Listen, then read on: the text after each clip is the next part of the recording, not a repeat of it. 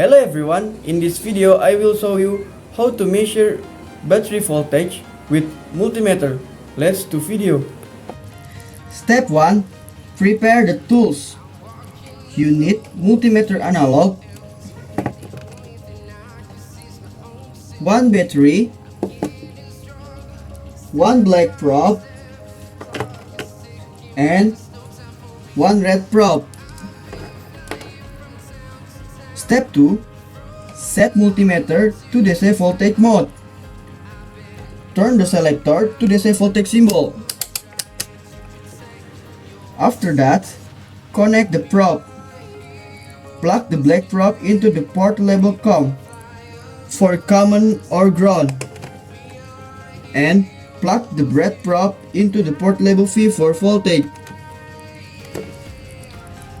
After that, measure the battery voltage. Touch the black probe to the battery negative terminal and touch the red probe to the battery positive terminal. Final step, read the result. Look at the number on the multimeter screen. I hope this tutorial is useful for you. Thank you.